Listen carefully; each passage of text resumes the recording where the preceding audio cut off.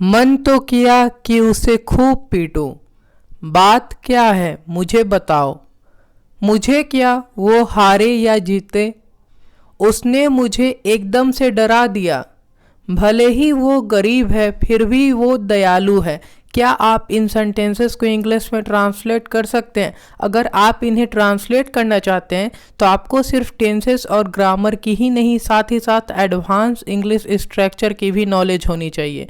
आज की वीडियो में हम वही सीखने वाले हैं, advance English structure with their meanings and examples. तो वीडियो पसंद आए तो लाइक और शेयर जरूर करिएगा। अगर आप हमारे चैनल पे पहली बार आए हैं तो चैनल को सब्सक्राइब कर बेल आइकन को क्लिक करिएगा। चलिए वीडियो स्टार्ट करते हैं।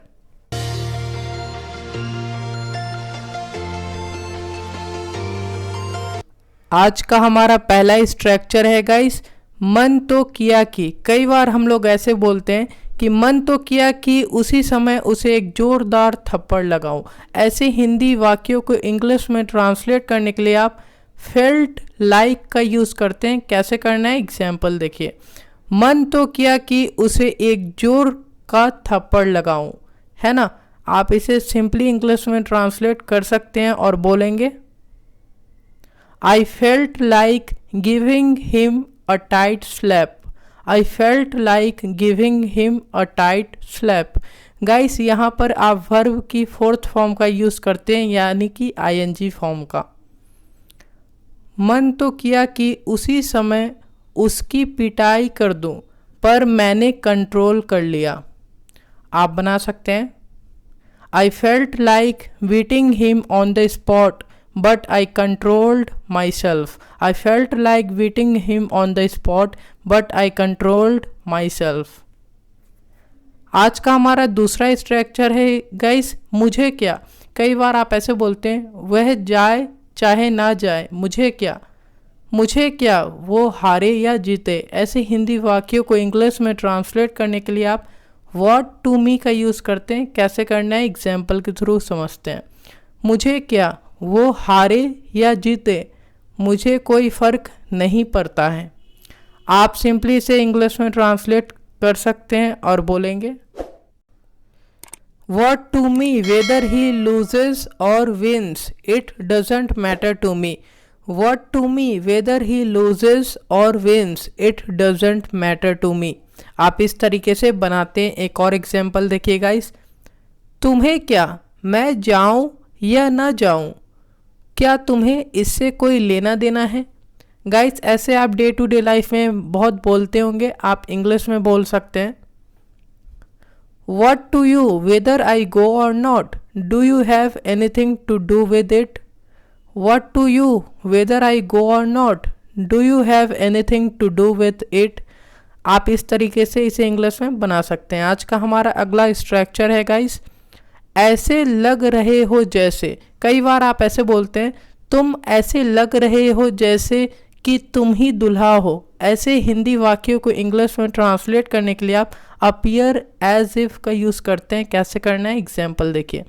पता है तुम ऐसे लग रहे हो जैसे कि तुम एक भिखारी हो। आप इसे सिंपली इंग्लिश में ट्रांसलेट कर सकते हैं और बना सकते हैं You know what? You appear as if you are a beggar. You know what? You appear as if you are a beggar. आप इस तरीके से इसे इंग्लिश में ट्रांसलेट कर सकते हैं। एक और एग्जाम्पल देखिए। मैं क्या बोलूँ, वो तो ऐसा लग रहा है जैसे कि वह एक बच्चा है। आप इसे सिंपली इंग्लिश में ट्रांसलेट करेंगे और बनाएंगे What do I say? He appears as if he is a child. What do I say? He appears as if he is a child. आप इस तरीके से इसे इंग्लिश में ट्रांसलेट कर सकते हैं। आज का हमारा अगला स्ट्रक्चर है क्या बात है। कई बार आप ऐसे बोलते हैं, क्या बात है आज तुम बहुत खुश लग रहे हो। ऐसे हिंदी वाक्यों को इंग्लिश में ट्रांसलेट करने के लिए आप व्हाट्स द मैटर का यूज़ करते हैं। कैसे करना है एग्जाम्पल देखिए। क्या बात है आज तुम बहुत खुश लग रहे हो। गाइस ऐसा वाक्य हम लोग डे टू डे लाइफ में बोलते ही बोलते हैं, तो इनकी इंग्लिश जानना हमारे लिए ज़रूरी होता है। आप इंग्लिश में बना सकते हैं what's the matter, you are looking very happy today.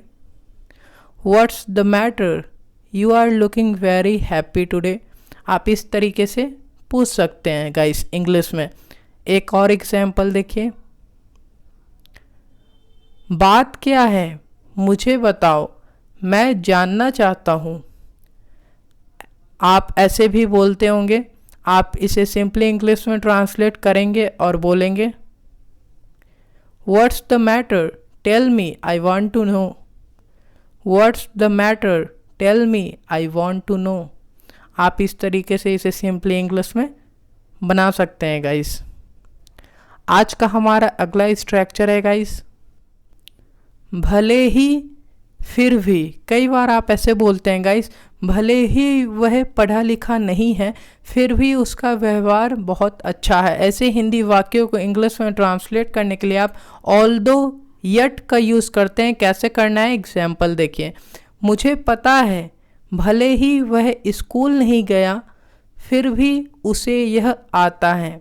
आप सिंपली इसे इंग्लिश में बना सकते हैं guys, I know although he never went to school yet he knows it. I know although he never went to school yet he knows it. आप इस तरीके से इसे सिंपली इंग्लिश में ट्रांसलेट कर सकते हैं। एक और एग्जाम्पल देखिए गाइस, भले ही वह पढ़ा लिखा नहीं है तब भी उसका व्यवहार बहुत अच्छा है। गाइस ऐसे सेंटेंस काफ़ी सुनने को मिलते हैं। आप इंग्लिश में इसे बोल सकते हैं, Although he is illiterate, yet his behavior is good. Although he is illiterate, yet his behavior is good. आप इस तरीके से इसे इंग्लिश में बना सकते हैं। आज का हमारा अगला स्ट्रक्चर है गाइस, एकदम से डरा देना। कई बार आप ऐसे बोलते हैं, आपने तो मुझे एकदम से डरा ही दिया। ऐसे हिंदी वाक्यों को इंग्लिश में ट्रांसलेट करने के लिए आप square the hell out of का यूज़ करते हैं। कैसे करना है एग्जाम्पल देखिए, उस भयानक आवाज़ ने मुझे एकदम से डरा दिया। गाइस मान लीजिए आप कुछ कर रहे हैं, आपको ऐसी आवाज़ आती है और आप एकदम से डर जाते हैं, तो आप इंग्लिश में बोल सकते हैं that horrible sound scared the hell out of me. That horrible sound scared the hell out of me. आप इस तरीके से इसे इंग्लिश में बना सकते हैं। एक और एग्जाम्पल देखिए, पता है उसने मुझे एकदम से डरा दिया। मान लीजिए कोई आपको डरा दिया है और आप किसी और को ये बात बता रहे हैं, तो आप इसे इंग्लिश में बना सकते हैं, you know what, he scared the hell out of me. You know what, he scared the hell out of me. आप इस तरीके से इसे इंग्लिश में ट्रांसलेट कर सकते हैं गाइस। आई होप गाइस आज की वीडियो लेक्चर आप लोगों के लिए काफ़ी ज़्यादा यूज़फुल रही होगी। तो वीडियो को लाइक शेयर एंड सब्सक्राइब ज़रूर करिएगा। आप हमें कमेंट बॉक्स में बताएं कि आज की वीडियो लेक्चर आप लोगों को कैसी लगी। So thank you so much guys for watching this video. Keep watching and keep learning. Take care everyone.